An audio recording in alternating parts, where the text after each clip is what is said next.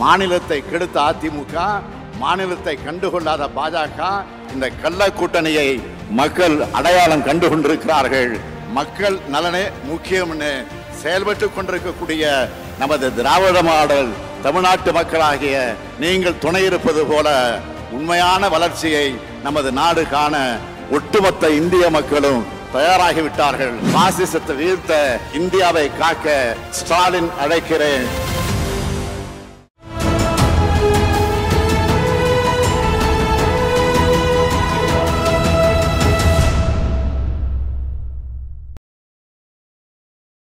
தமிழர் நேயர்களுக்கான வணக்கம். நம்மோட அனைத்து இந்திய ஜனநாயக பாதுகாப்பு கழகத்தின் நிறுவன தலைவரும் பேராயருமான திரு காட்ஃப்ரே நோபல் இணைந்திருக்கிறார். வாருங்களோடு பேசலாம். பேராயர் வணக்கம். வணக்கம். வணக்கம்.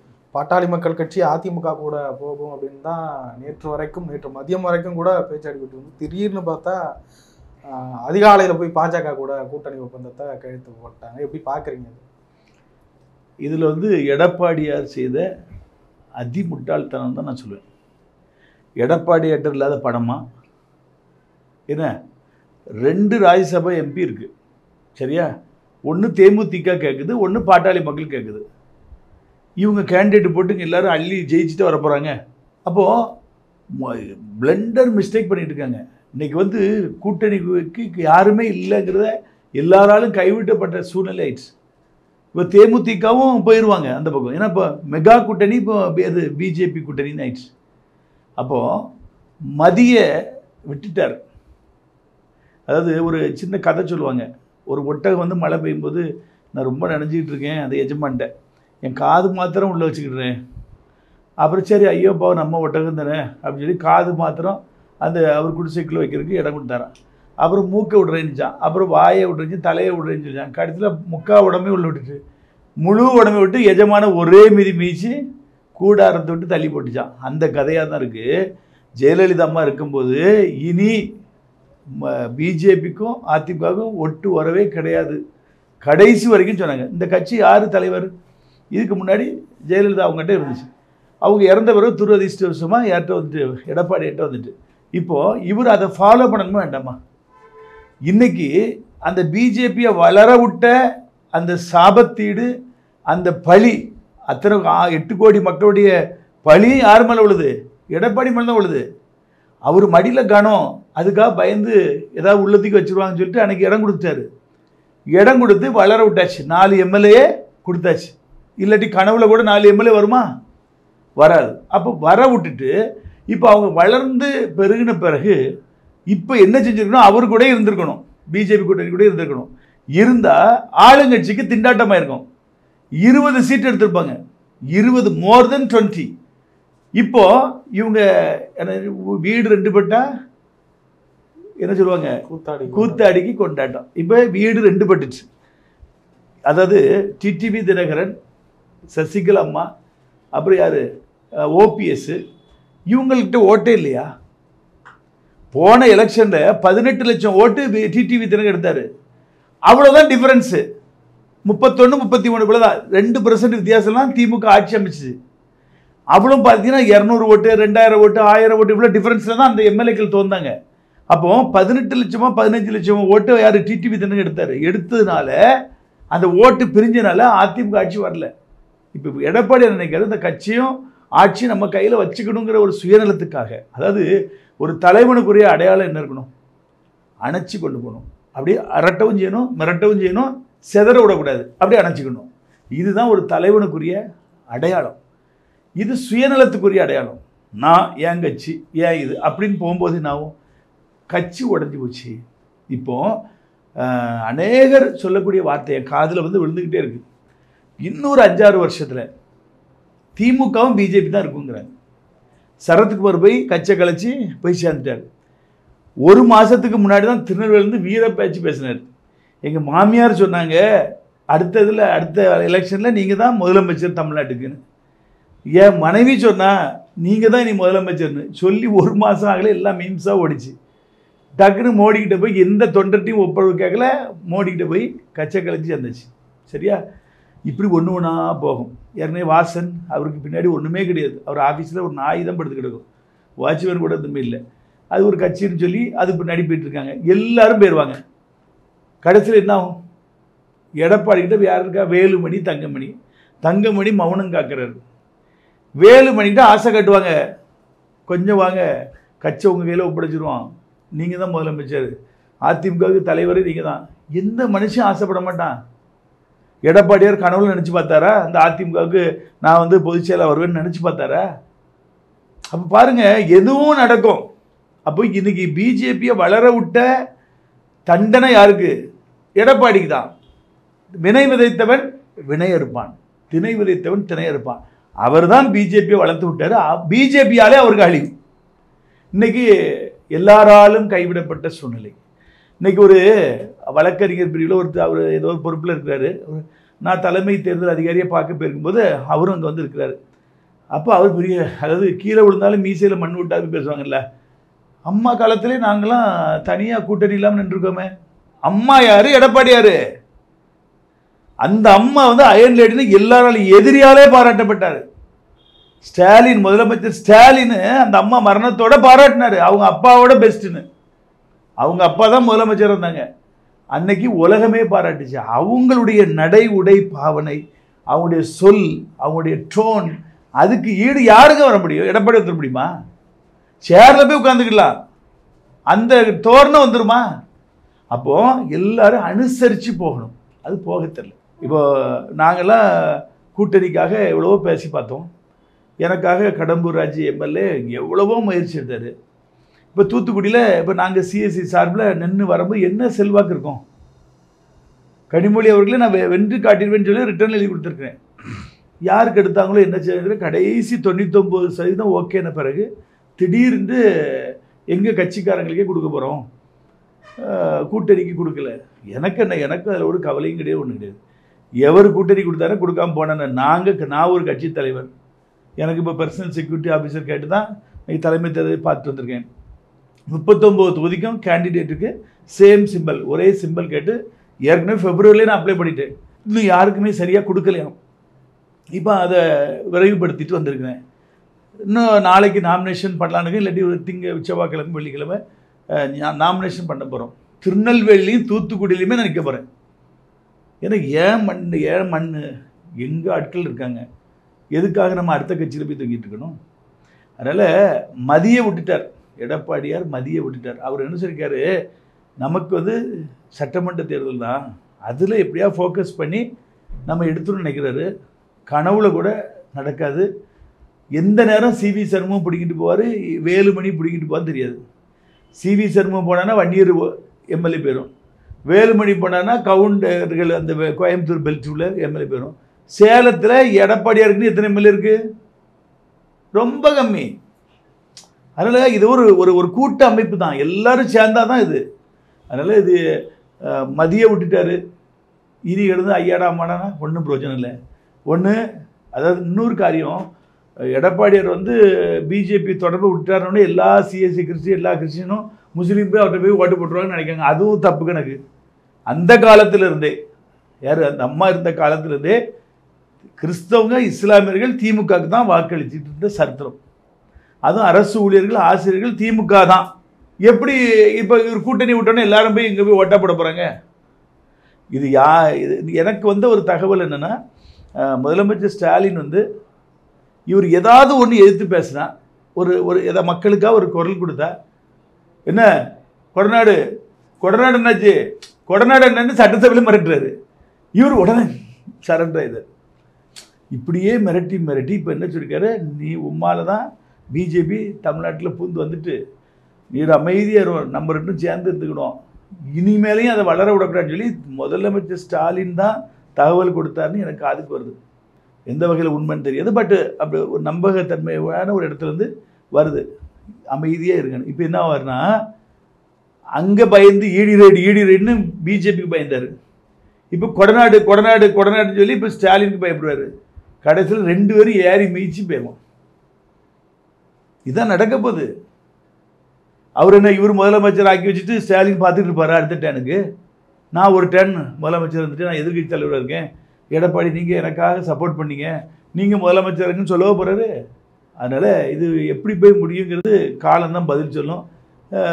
முக்குளத்தோர் அதாவது தேவர் சமுதாய ஓட்டு மேலூர், மதுரை கிட்ட மேலூர்லேருந்து திருநெல்வேலி வரைக்கும் பறந்துருக்காங்க. அவங்க அவ்வளோ பேரும் இன்றைக்கி பிஜேபி ஆதரவாளராக போயாச்சு. தூத்துக்குடி மாவட்டத்தில், திருநெல்வேலி மாவட்டத்தில் நாடார் சமுதாயம் அதிகம். அந்த நாடார் சமுதாயத்தில் கிறிஸ்தவங்க பாதி, இந்துக்கள் பாதி இருக்காங்க. இந்துக்களுக்கெல்லாம் முன்னாடி ஒவ்வொருத்தர் ஜாதி கட்சின்னு வந்தாங்க.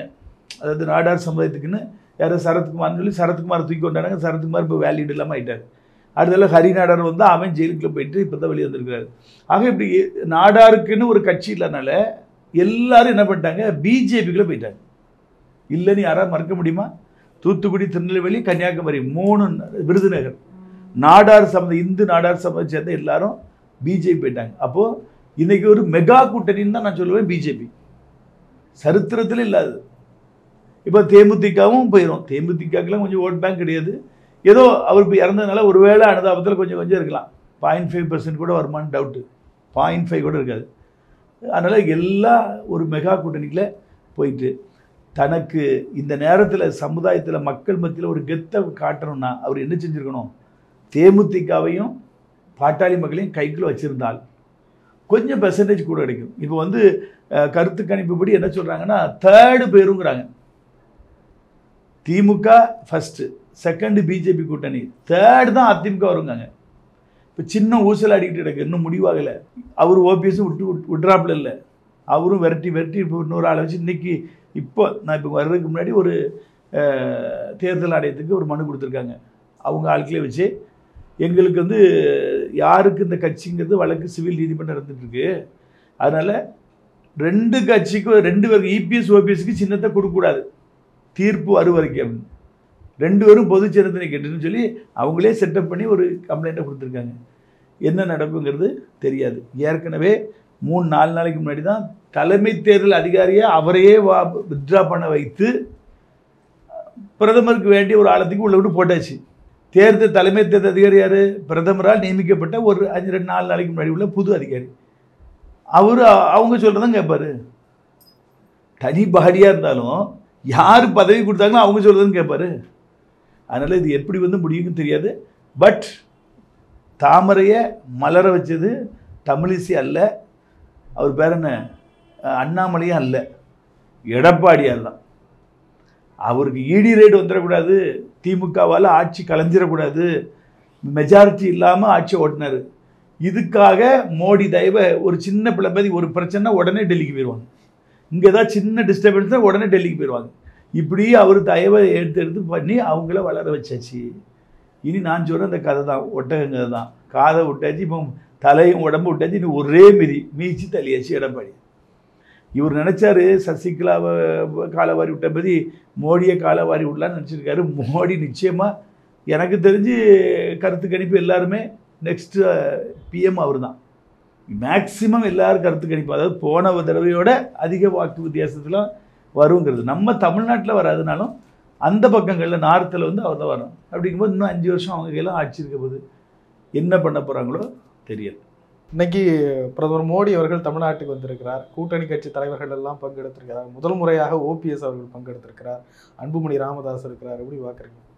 அதுதான் ஏற்கனவே சொல்லிட்டுல மெகா கூட்டணி தான் எடுக்கலாம். ஓபிஎஸ்க்கு அவர் பேசிகிட்டு இருக்கும்போது ஒருத்தர் மைக்கை பிடிச்சி அந்த போலீஸ் அதை தரையில் உட்கார வைக்கிறான். அவர் ஒரு முதலமைச்சராக 2-3 தடவை இருந்தவர். அவ்வளோதான், அது தன் மரியாதையெல்லாம் இழந்துட்டு. அதுக்கப்புறம் அவர் பேசிகிட்டு இருக்கும்போது அண்ணாமலையா மோடியை வரப்போல் அண்ணாமலை வர்றாரு, கடற்கடன்னு மைக்கை பிடிங்கி உடனே இவர் நன்றி வணக்கம்னு முடிச்சார். பாதியில் டிஸ்கன்யூ. நீங்கள் பாருங்கள், அந்த ஃப்ளாஷ் நியூஸாக போயிட்டுருக்கு, சன் டிவியில் போட்டுட்ருக்காங்க. அதாவது சிந்திக்க வேண்டிய காலங்களில் சிந்திக்காமல் காலம் தவறின பிறகு சிந்தித்து தன்னுடைய சுயமரியாதையை இழந்து போய் நிற்கிறாங்க. அது காலங்கள் தாண்டி போயிடுச்சு. இப்படியே எங்கச்சி ஓங்கச்சி ஓங்கன்னு சண்டையை போட்டு இழுத்து மொத்தத்தில் 2 பேருக்கும் மரியாதை இல்லாமல் போயிடுச்சு. அதுதான் நான் சொல்லுவேன். எடப்பாடிக்கும் மரியாதை இல்லாமல் போயிட்டு, ஓபிஎஸ்ஸுக்கும் மரியாதை இல்லாமல் போயிட்டு. அதனால தான் திரும்பவும் அதே பழமொழி சொன்னேன், வீடு 2 பட்டா கூத்தாடிக்கு கொண்டாட்டம். வீடு 2 பட்டுச்சு. இதே போல் ஸ்டாலின் வீட்லேயும் பிரச்சனை வந்துச்சு. அவங்க அப்பா இருந்தாங்க, இங்கே இந்த அம்மா இருந்தாங்க, இங்கேயும் பிரச்சனை அங்கேயும் பிரச்சனை. அழகிரி வந்து தனியாக ஊர்வலம்லாம் போனார். பார்த்தீங்களா எவ்வளோ பிரச்சனை எழுப்பிச்சு. மதுரையில் ஒரு கல்யாண மண்டபத்தில் போய் ஒரு பிரச்சனையை எழுப்பினார். எப்படி ஆஃப் பண்ணணுமோ ஆஃப் பண்ணிட்டாங்கல்ல. கூட பிறந்த அண்ணன் ஃபைட் பண்ண விடாமல் எப்படியோ ஆஃப் பண்ணிட்டாங்களா. என்ன டேர்ம்ஸ் பேசுனாங்கிறது அவங்களுக்கு தான் தெரியும். பட் ஏதோ டேர்ம்ஸ் பேசி கப் சிப்னு அமைதியாக்கிட்டாங்கல்ல. இதுதான் சாணக்கியத்தனம், அரசியல் சாணக்கியம். தான் கட்சி கட்டுக்கோப்பாக வச்சுக்கிட்டார்ல. இதே போல் எடப்பாடியால் வைக்க தெரியல. என்னுடைய படி என்ன பிரச்சனை இருந்தாலும் அதை வந்து டெக்னிக்காக ஹேண்டில் பண்ணி அந்த கட்சி பிளவுபடாமல் அப்படி வச்சுக்கணும். கேட்டிங்களா? இப்போ அவரும் அத்தனை தொகுதிக்கு அத்தனை மாவட்டத்துக்கு மாவட்ட செயலெல்லாம் போட்டு தான் வச்சுருக்காரு. எப்படினாலும் ஒரு ஃபேன்ஸ் இருப்பாங்க. கொஞ்சம் பேர் இங்கே வருவான் அங்கே போவான். மொத்தத்தில் அது அதிமுக தொண்டர்கள் தானே, புதுசாக வந்தவங்க இல்லையா, வேறு கட்சியிலேருந்து வந்தவங்க இல்லையா. அப்போ பிளவு தானே. கேட்டிங்களா? அதனால் இந்த பிஜேபி கூட்டணி வளர்ந்ததற்கு ஒரே ஒரு காரணகர்த்தா எடப்பாடியார். இன்றைக்கு அவர் மறுக்கிறாரு அதுக்கிட்ட போகக்கூடாதுன்னு. ஆனால் அதை வளர்த்து விட்ட அந்த பெருமை வந்து எடப்பாடியாருக்கு தான். தேர்தல் தேதி அறிவிக்கப்பட்டதில் நிறைய பேர் சர்ச்சை எழுதுறாங்க. எதுக்கு முதல் கட்டமாக நடத்தணும்? இதெல்லாம் தெரிஞ்சுதான் முன்னாடியே மோடி பிரச்சாரம் பண்ணுறதுக்கு சீக்கிரமாக வந்துகிட்டு இருந்தாரா அப்படின்னு கேட்க சந்தேகம். அவர் தான் பிரதமர். அவருக்கு தெரியாமல் இந்த நாட்டுக்குள்ள ஏதாவது ஒரு அணு அசையுமா? தேர்தல் தலைமை தேர்தல் அதிகாரி போட்டது யாரு? அமித்ஷா தான் இருக்காரு. ஆக்சுவலாக சுப்ரீம் கோர்ட் ஜட்ஜி இருக்கணுங்கிறாங்க. யார் இருந்தா பதவி பிரமாணம் பண்ணும்போது அமித்ஷா இருக்காரு. அவங்க தான் ஒரு ஸ்டாஃபை போடுறாங்க. நம்ம நினைக்கிறோம் தேர்தல் அதிகாரினா ஒரு தனி பாடின்னு. அது வந்து பாடத்தில் படிக்கிறதுக்கு சரியாக இருக்கும். ப்ராக்டிக்கல் எப்படி உங்களை சொல்கிறேன். நான் நாளைக்கு தேர்தல் அதிகாரி போட்டிருந்தேன். அவரை நானாக உங்களை வரட்டுனா அசிங்கமாக இருக்கும், நீங்களே வித்ட்ரா பண்ணுங்கள். அவருக்கு 27 வரைக்கும் பீரியட் இருக்குது ரிட்டையர்மெண்ட். அவரை வித்ட்ரா பண்ண வைக்கிறாங்க. ஏற்கனவே இருந்த தலைமை தேர்தல் அதிகாரியை உங்களை உருவாக்குறாங்க. நீங்கள் என்ன சொல்லுவீங்க? ப்ரோக்ராம் எல்லாம் உங்கள்கிட்ட காட்டி அப்ரூவல் பண்ணவர் தான் உங்களை சொல்ல வைப்பாங்க. 6 பிரிவாக நடக்கக்கூடிய தேர்தலுடைய ப்ரோக்ராம் சார்ட்டை உங்கள்கிட்ட தான் அப்ரூவல் கேட்பான். பிரதமர்கிட்ட கேட்டு ஓகேன்னு அழைப்பாங்க. அதை வச்சு அவர் சார்ட் போடுவார், டூர் போடுவார். அது யாராக இருந்தாலும் தான். நீங்கள் ராகுல் காந்தியோ இல்லை இந்திரா காந்தியோ எந்த பிரதமராக இருந்தாலும் அதான் கதை. தேர்தல் தலைமை தேர்தல்கள் ஒரு தனிப்பாடிங்கிற ஒரு சும்மா ஒரு ஏட்டு சுரக்காமதி, அதெல்லாம் அவங்க கட்டுப்பாட்டுக்குள்ள தான் எல்லாமே இருக்கும். அதனால் இது வந்து இப்போ முதல்ல போட்டிருக்க காரணம்னா கன்னியாகுமரி வந்து போடுவாங்கன்னு நான் நினைக்கிறேன். ஏன்னா நம்ம தான் எட்ஜில் இருக்கோம். கன்னியாகுமரியிலேருந்து அப்படி போட்டு அப்படி கடைசியில் அங்கே போய் முடியும். ஆனாலும் சடனாக கொடுத்துட்டாங்க. இப்போ எங்களுக்குலாம் ரொம்ப கஷ்டமாக இருக்குது. கொஞ்சம் ஃபியூ டேஸ் தான் இருக்குது. இந்த ஃபியூ டேஸுக்குள்ளே நாங்கள் நீ கேண்டிடேட் பண்ணி சிம்பிள் வந்து எல்லாம் போனோம். நாளைக்கு வேட்புமனு தாக்கல். இதுக்கு இடையில அத்தனை தொகுதிக்கும் நாங்கள் கேண்டிடேட்லாம் இப்போ செலக்ட் பண்ணி எல்லாம் முடிக்கணும். சின்ன இன்னும் கன்ஃபார்ம் ஆகி வரல. இன்றைக்கி அதுக்காக தலைமை தேர்தல் அதிகாரி பார்த்து கேட்டேன். அவர் சொல்லார் கையை விரிக்காரு. உங்களுக்கு எப்படி அப்படி தான் எங்களுக்கு எல்லாமே டெல்லி தாங்க இருக்குது. அப்போ நீங்களாவது திரும்ப ஒரு உங்கள் என் ஃபைலை திரும்ப ஸ்கேன் பண்ணி நீங்கள் ஃபார்வர்ட் பண்ணுன்னு சொல்லி அதை செஞ்சுட்டு வந்திருக்கேன். மற்றபடி எந்த ஃபோனுக்கு அடித்தாலும் எடுக்க மாட்டேங்கிறேன். டெல்லியில் அத்தனை நம்பருக்கு அடிச்சிட்டேன், எடுக்க மாட்டேங்கிறேன். என்ன தேர்தல் அதிகாரிகள்? தமிழ்நாட்டில் உள்ள தேர்தல் அதிகாரிகளுக்கு ஃபோன் பண்ணாலும் எடுக்க மாட்டேங்க. அப்போது மொத்தத்தில் நான் இன்றைக்கெல்லாம் சத்தம் போட்டிருந்தேன். பிஜேபி திமுக அதிமுக தான் தேர்தல்னா எதுக்கு அது நாங்களாம் எதுக்குன்னு சத்தம் போட்டிருந்தேன். ஒரு ஒழுங்கீனமாக நடந்துகிட்டு இருக்கு. இப்போ தலைமை தேர்தல் சத்யபிரசாத் சாது சொல்கிறாரு, எங்கிட்ட பவரே கிடையாது, எல்லாமே டெல்லி தான், நீங்கள் சொன்னாலும் நாங்கள் திரும்ப டெல்லிக்கு தான் போடுவோம். டெல்லியிலேருந்து ஒரு பதில் வர மாட்டேங்க. நாளைக்கு நாமினேஷன் சின்னம் கிடைக்கல. இன்னும் பிப்ரவரி மாதமே அப்ளை பண்ணியாச்சு. 15 சின்னம் நாங்கள் செலக்ட் பண்ணி கொடுக்கணும். அதில் ஒன்று அவங்க தருவாங்க. இன்னும் இழுபறியில் இருக்குது. அதனால் இந்த தடவை தேர்தல் வந்து ஒரு விறுவிறுப்பாக இல்லை. எப்படி தெரியுது? காங்கிரஸில் இன்னும் கேண்டிடேட்டை அறிவிக்கலை, அதிமுகவில் கேண்டிடேட் அறிவிக்கலை, திமுகவில் கேண்டிடேட் இருக்குது. நாளைக்கு நாமினேஷன் இன்னும் 5-6 நாள் தான் இருக்குது. சண்டே நாமினேஷன் பண்ண முடியாது. இப்படி பிரதான கட்சிகள் இந்த 3 கட்சிகளுமே இந்த பிஜேபி கேண்டிடேட்டை அறிவிப்பு கொடுக்கல. எப்போ அறிவிப்பு கொடுத்து எப்போ நடக்கும்? நாளைக்கு நாமினேஷன். அப்போ இந்த தேர்தல் வந்து எப்படி நமத்து போய் கிடக்கு பார்த்தீங்களா? ஒரு ஒரு ஒரு ருசிகரமாக ரசிகரமாக இல்லை. நீங்கள் சொல்லுங்கள் எப்படி இருக்குது? நாளைக்கு நாமினேஷன். 4 பிரதான கட்சிகளும் வேட்பாளரை அறிவிப்பு கொடுக்கல. கூட்டணி என்ன முடிஞ்சிச்சுன்னு சொல்லி எடப்பாடி இன்னும் லிஸ்ட்டே சொல்லவே இல்லை. இன்னைக்கு ரைட்டு வரைக்கும் இன்னும் எதை யார் தேமுதிக இழுக்க போகிறாங்களாம். அப்போது இந்த கூட்டணி முடியாதனால தான் ஒருத்தருக்கு ஒருத்தர் இந்த சீட்டு கன்ஃபார்ம் பண்ண முடியாமல் தவிச்சுக்கிட்டு இருக்காங்க. நீங்கள் எங்கே தூத்துக்குடியில் ஓட்டு போட போகிறீங்களா? நான் திருநெல்வேலி, தூத்துக்குடி. ஏன்னா திருநெல்வேலி தூத்துக்குடி ஒரே ஊர் தான். ஒரு 10-25 வருஷத்துக்கு முன்னாடி தான் அது ஸ்பிளிட் ஆச்சு. பட் நான் பிறந்தது நேசரத்து. ஒரு 78 வரைக்கும் நான் வாழ்ந்தது பண்ணை விளை பங்களா. நான் படித்தது பண்டாரவிளை அந்த ஸ்கூலில் இந்து நடுநிலை பள்ளியில் 4ஆம் கிளாஸ் வரைக்கும் படித்தேன். அதுக்கப்புறம் எனக்கு திருமணமானது மூக்குப்பேரி, நேசரத்து பக்கத்தில் உள்ள ஊர். எங்கள் மாமியார் ஊர் நாலுமாவடி. எங்கள் அம்மாவுடைய அப்பா ஊர் முதலூர். எங்கள் அப்பாவுடைய அப்பா ஊர் சாத்தாங்குளம் பண்டாரபுரம்.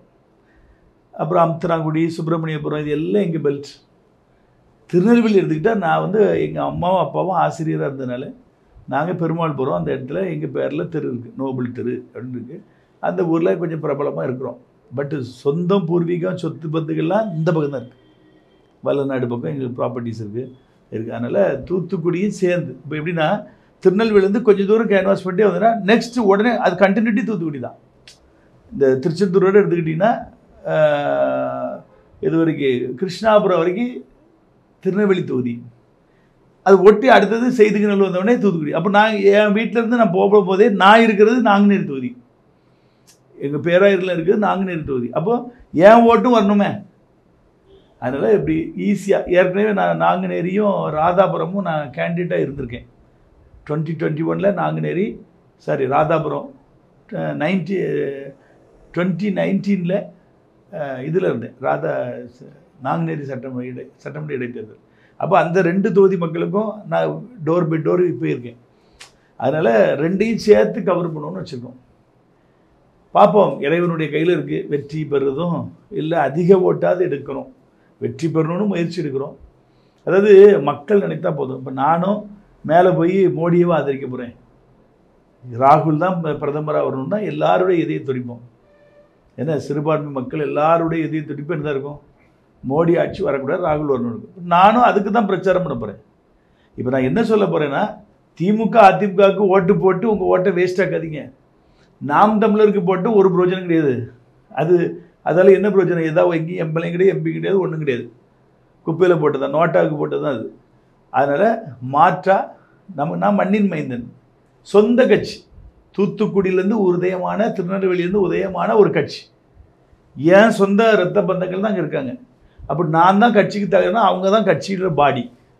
அப்போ மக்கள் என்ன நினைக்கிறோம், நம்ம திமுக அதிமுக போட்டு என்ன பிரயோஜனம்? இப்போ திமுகவுக்கே அவங்க கனிமொழிக்கு அவங்க ஓட்டு போடட்டுமே. நாளைக்கு மோடி ஆட்சி அமைக்கும் போது இவங்க ஒரு 39 தொகுதி எடுத்துட்டாங்கன்னு வச்சுருங்க திமுக. இவங்க என்ன சொல்லுவாங்க, அடுத்தது உங்களுக்கு 4 அமைச்சர் தரேன், மத்திய அமைச்சர். டிஆர் பாலுக்கு ஒரு கேபினெட் தரேன், கனிமொழிக்கு ஒரு கேபினெட் தரேன், சபரீசருக்கு தரேன்னு சொன்னால் இவங்க கூட்டணி போயிடுவாங்க. மக்கள் யாருக்கு போட்டுப்பாங்க? இந்தியா கூட்டணிக்குன்னு ஓட்டு போட்டுப்பாங்க. இவங்க ஜெயிச்ச பிறகு இவங்க சுய லாபத்துக்காக பிஜேபியை ஆதரித்து போயிடுவாங்க. ஏன்னா அவங்க தான் ஆட்சி பிடிச்சிருவாங்க. இது எதுவும் நடக்கலாம். ஏன்னா இவங்க ஏற்கனவே திமுக வந்து பிஜேபி கூட்டணியில் மந்திரி சபையில் இருந்தவங்க, அதிமுக மந்திரி சபை இல்லாமல் பிஜேபி கூட்டணி இருந்தவங்க. அப்போது தொகுதி மக்கள் என்ன நினைக்கும்னா, 2 பேரும் பிஜேபியோட கொலாபரேட் பண்ணவங்க தான். அதிமுகவும் திமுகவும் கொலாபரேட் பண்ணி வாழ்ந்தவங்க தான். திமுக அதிமுகவுக்கு போடாமல், சீமானுக்கு போடாமல் காட்ஃப்ரே நோபல் போடுவோம். நம்ம ஆளு, நம்ம மண்ணின் மைந்தன், நம்ம சொந்த கட்சி, இதை அவங்க நினைக்கணும். என் சகலப்பாடிலாம் நினச்சாருன்னா கோல் கிளிக், 100% கிளிக் தான். நம்ம வீட்டுக்குலேருந்து ஒரு எம்பி வரட்டு, கனிமொழி எம்பி வந்து நமக்கு என்ன பிரயோஜனம்? நம்ம போய் அவங்ககிட்ட போய் ரெக்வஸ்ட் பண்ணி நிற்கணும். என் ஃபங்க்ஷனுக்கு வாங்க, ஆஸ்பத்திரி திறக்க வாங்கினா கத்திரிக்கோள் வெட்டுருக்கு, அவங்கள போய் கூட்டணும்.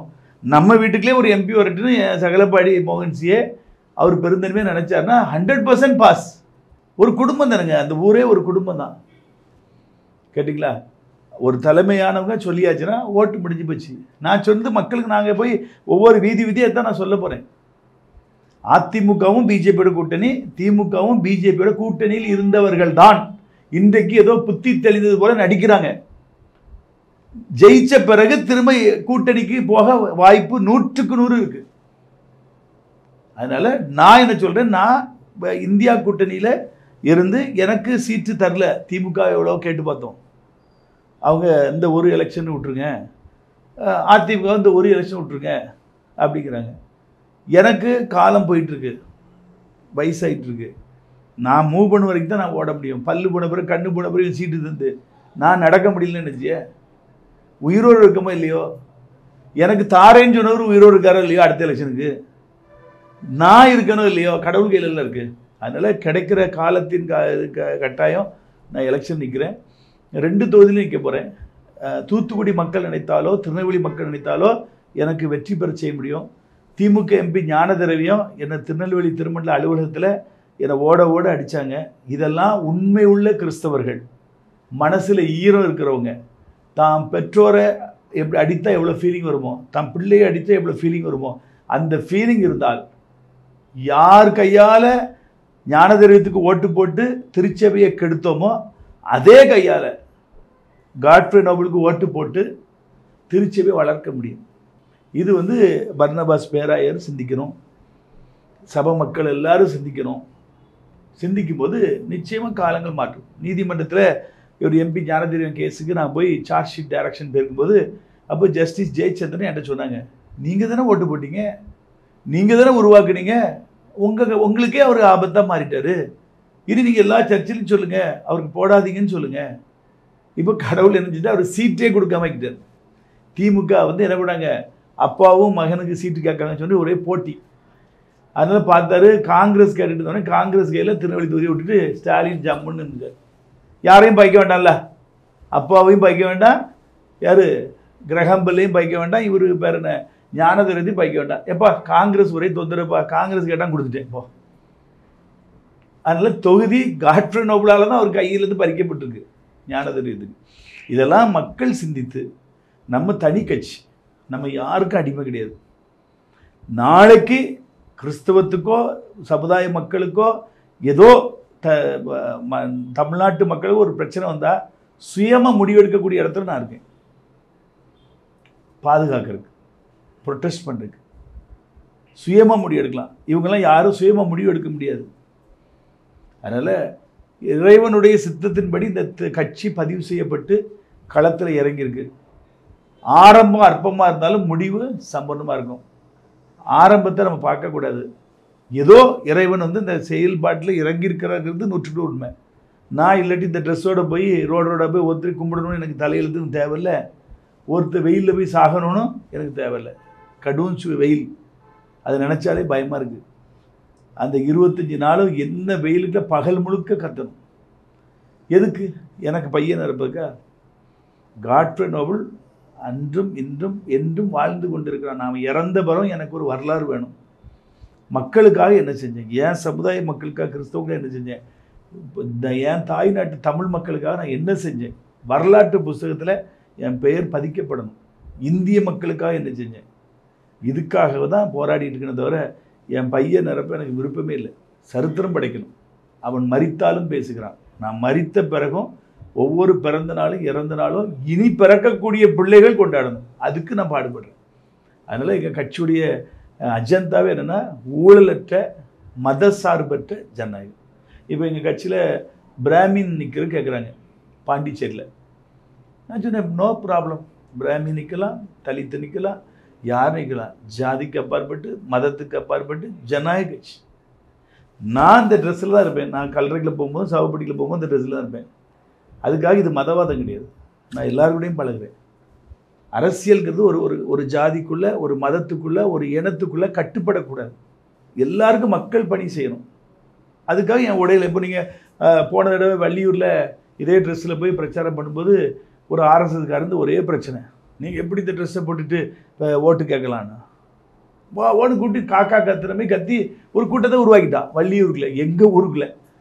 கடைசியில் போலீஸ் எத்தனைக்கும் பிஎஸ்ஓ எனக்கு கொடுத்துருக்காங்க. அந்த போலீஸ் ஒத்த போலீஸால் ஒன்றும் செய்ய முடியல. பிரச்சனை பெருசாக முத்தி போலீஸ் ஸ்டேஷனுக்கு போய் பெரிய பிரச்சனை வள்ளியூர் போலீஸ் ஸ்டேஷனில். அவன் சொல்கிறான், அந்த ட்ரெஸ்ஸை கலத்தணும், அந்த ட்ரெஸ்ஸை கலத்துட்டு நீ வேட்பாளர் நிற்கக்கூடாதுங்க. நான் என்ன சொன்னேன் தெரியுமா, முதல்ல போய் உத்தரப்பிரதேசம் தானே, மத்திய பிரதேசமா, உத்தரப்பிரதேசத்தில் போய் யோகியா அவரை கலத்த சொல்லு. நான் கலத்திட்டு உடனே கலத்துறேன், இந்த ரோட்லேயே கலத்துறேன், உள்ள பேண்ட் ஷர்ட் தான் போடுங்கன்னு.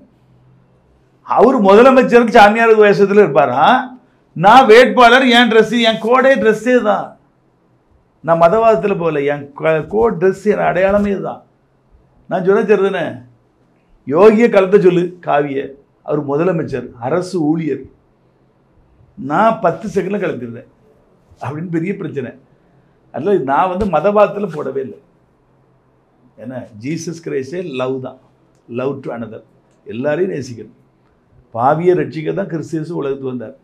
அதனால் நான் மதவாதத்தோடு நான் செயல்படவே மாட்டேன். எனக்கு எப்போவுமே I love Hindu people and other religious people. ரொம்ப விரும்புகிறது நான் வந்து ஹிந்து பீப்புளை தான் நான் விரும்புவேன். அவங்களுமே நான் இப்போ ஈரோடு பை எலெக்ஷனில் நான் இந்த ட்ரெஸ்ஸில் கேன்வாஸ் பண்ணிட்டு போயிட்டுருக்கேன். அப்போ யாரோ ஒருத்தர் காரில் போகிறான், ஐ லவ் யூ ஃபாதர்னு சத்தம் போட்டு கத்திட்டு போகிறான். ஏன்னா நான் என்னுடைய பேச்சில் வந்து நான் மற்ற மதத்தை நான் தாக்கி ஒரு காலமும் நான் பேசினதில்லை. எனக்கு பேச பிடிக்கவும் செய்யாது. அவங்க ரூட்டில் போகிறாங்க, நம்ம ரூட்டில் போகிறோம். கடவுளை மறுக்கிற முன்னாடி தான் எங்கள் கிறிஸ்துவெல்லாம் அலையிறான். திமுக தான் கடவுளே இல்லைங்க. அவங்க பின்னாடி தான் இது முட்டா பசங்க எல்லாம், நம்ம கிறிஸ்துவெல்லாம் அவன் பின்னாடி போகிறான். பைபிள் என்ன சொல்லியிருக்குன்னா, தேவன் இல்லை என்கிறவன் மதிகட்ட முட்டாள். திமுக திராவிட கட்சியில் முட்டாள், திமுக தலைவர் முட்டாள்னு பைபிள் சொல்லுது. சங்கீதம் 14 எடுத்து பாருங்க. அதே இது சங்கீதம் 4:3 எடுத்து பாருங்க. பக்தி உள்ளவனை கர்த்தர் தமக்காக தெரிந்து கொண்டார் என்று அறியுங்கள். பக்தி, இறை பக்தி, இந்து மதத்து மேலேயோ இஸ்லாமத்து மேலேயோ இயேசு கிறிஸ்து மேலேயோ ஒரு பக்தி இருந்தா அவனை தான் கடவுள் தெரிந்துட்டாரான். அப்போ கடவுள் இல்லைங்கிறவன் மதிகட்டவன். கிறிஸ்தவங்க எல்லாம் மதிகட்ட முன்னாடி தான் போய் ஓட்டு போட்டுருக்கான். கேட்டிங்களா? அதனால் பைபிள் படி கடவுள் இருக்கார். ரஜினி சொல்கிற எனக்கு ரொம்ப பிடிக்கும். அவர் வேறு மாற்று மதத்துக்கு போகிறாரு, அவருக்கு வழி தெரியாமல் போகிறாரு, ஆனால் கடவுள் இருக்கார் அப்படிம்பார். அவர் வந்து அவர் வீட்டில் தான் டிஜிஎஸ் தினகரன் வந்து ஒரு 30-40 வருஷம் முன்னாடி வாடகைக்கு இருந்தார். அப்போ தான் அவருடைய மகா வந்து இறந்து போச்சு. இவர் வந்து ரொம்ப இயேசு கிறிஸ்துவை நேசித்து இவருடைய ஊழியத்தை ரொம்ப நேசித்து இவர்கிட்ட அந்யோன்யமாக இருந்திருக்காரு. யார்? டிஜிஎஸ் தினகரன். இவர் பின்மாற்றமானது வந்து இப்போ மலைக்கு பாபா சாமியெல்லாம் தேடி போகிறதுக்குன்னா இந்த சாமியார்கிட்ட போனால் சரியான ரிசல்ட் அவருக்கு கிடைக்கல. ஏன்னா இவர் ஊருக்கே தீர்க்கத்தன்னு சொல்கிறார். தாம் மகா செத்தது அவருக்கு தெரியாதா? கடவுள் காட்டி கொடுக்கலையா அப்படின்னு இவருக்கு ஒரு கேள்வி. அவருடைய அறியாமன்னு தான் நான் சொல்ல முடியும். ஏன்னா யாருக்குமே தன்னுடைய மரணத்தை கடவுள் வந்து காட்ட மாட்டார். அவன் எப்பேற்பட்ட தீர்க்கதரிசியாக இருந்தாலும் அவன் மரணம் அவனுக்கு மறைக்கப்படும். பைபிள் சொல்லுது, நாளைக்கு நீ இத்தனை மணிக்கு சாவான்னு சொன்னால் இன்றைக்கி அவனுக்கு ஹார்ட் அட்டாக் வந்துடும். இப்போ நான் பேசிகிட்டு இருக்கேன், நான் வீட்டுக்கு போகிறேனாங்கிறது எனக்கு தெரியாது. ஆனால் பேசிக்கிட்டே இருக்க வச்சுருவாரு. டக்குன்னு நமக்கு வாழ்க்கை முடியுதான் முடிஞ்சிடும். இப்படி தான் எல்லாருடைய மரணமும் எல்லாருக்கும் மறைக்கப்பட்டிருக்கு. அவர் அறியாமல் தான் மக மரணத்தையே அவருக்கு கணிக்க தெரியலையே. இவர் ஊருக்கெல்லாம் தீர்க்கதரிசி சொல்கிறாருன்னு சொல்லி இவர் வந்து பின்மாற்றம் பண்ணிட்டார். இயேசுவை நேசித்து ரொம்ப பிரியமாக இருந்தவர். அதனால் அவர் கடவுளை தேடி போகிறாரு. அவர் மொத்தத்தில் இறைவனை தேடி போகிறாரு. பாபா சாமியார்கிட்ட போய் நிற்கிறாரு. ஒருவேளை இயேசுக்கிட்ட வருவார் பின்னாடி. புரியுதா உங்களுக்கு? கடவுளே தேடாதவன் எப்படி ஏற்றுக்கிட்டு வருவான்? ஒரு காலமும் வர மாட்டான். அதனால் திமுக திராவிட கட்சிகள் எல்லாமே கடவுளை மறுக்கிறவங்க. தேவன் இல்லை என்கிறவன் மதிகட்டவன். அந்த மதிகட்டவன் பின்னாடி இந்த நேர எலெக்ஷன்லையாவது நீங்கள் சிந்திக்கணும். மக்கள் கடவுள் நம்மளுடைய ரிலிஜியஸ்லேருந்து ஒருத்தரை உருவாக்கி வச்சிருக்கிறாரு. அவரை ஆதரிக்காம கடவுளை மறுக்கிற, கிறிஸ்துவத்தை மறுக்கிற, ஏன்னா கடவுளே இல்லைன்னு சொல்கிற ஒரு திமுகவுக்கு ஆதரவு கொடுத்து என்ன பிரயோஜனம்? காரணம் எங்க தலையிலேருந்து ஒரு மயிர் கீழே விழுனாலும் தேவ சித்தம் இல்லாமல் உள்ளதான். நம்ம தலையில் எத்தனை லட்சம் மயிர் இருந்தாலும் கீழே விழணும்னா அவருடைய சித்தம் இல்லாமல் உள்ளது. அப்போ நான் வந்து ஒரு அரசில் பதிவு செய்யப்பட்ட ஒரு கட்சி. நான் எத்தனை எலெக்ஷன் இருக்கேன்? Mumbai south central, Nanguneri by election, Radhapuram general election, இங்கே Vellore MP election, re election, இவ்வளோ எலெக்ஷனில் நான் கண்டெஸ்ட் பண்ணி அனுபவத்தோடு பேசுகிறேன். அதனால் மக்கள் வந்து இதை சிந்திக்கணும், செயல்படணும். அவங்க நினச்சா என்னை வந்து பார்லிமெண்ட்டில் போய் உட்கார வைக்க முடியும். யாருடைய பிரதிநிதியாக? சொந்த மண்ணின் பிரதிநிதியாக, தூத்துக்குடி மண்ணுடைய பிரதிநிதியாக, தூத்துக்குடியுடைய சொந்த கட்சியாக போய் நான் பிரதிநிதியாக நின்று ஃபைட் பண்ண முடியாதா? எங்க அதிமுகலேருந்து ஒரு எம்பி போனான்னா தலைவர் சொல்லாமல் எதையுமே பேச முடியாது. திமுகலேருந்து ஒரு எம்பி போனால் தலைமையை மீறி எதுவும் அவங்க ஃப்ரீயாக பேச முடியாது. ஆனால் நான் தான் தலைவர், எதனாலும் பேசலாம். யார் இறைவனை தவிர எனக்கு யாருக்கும் நான் பயப்பட தேவையில்லை. அப்படி தானே? அதில் இதெல்லாம் நினைத்து மக்கள் என்ன செய்யணும்? சிந்தித்து வாக்குகளை செயல்படுத்தினா அவங்க புத்திசாலியில் இருப்பாங்க. நிறைய விஷயங்கள் பயன்படுத்தி நன்றி. நன்றி. மாநிலத்தை கெடுத்த அதிமுக, மாநிலத்தை கண்டுகொள்ளாத பாஜக இந்த கள்ள கூட்டணியை மக்கள் அடையாளம் கண்டு கொண்டிருக்கிறார்கள். மக்கள் நலனே முக்கியம்னு செயல்பட்டு கொண்டிருக்கக்கூடிய நமது திராவிட மாடல் தமிழ்நாட்டு மக்களாகிய நீங்கள் துணை இருப்பது போல உண்மையான வளர்ச்சியை நமது நாடு காண ஒட்டுமொத்த இந்திய மக்களும் தயாராகிவிட்டார்கள். பாசிசத்தை வீழ்த்த இந்தியாவை காக்க ஸ்டாலின் அழைக்கிறேன்.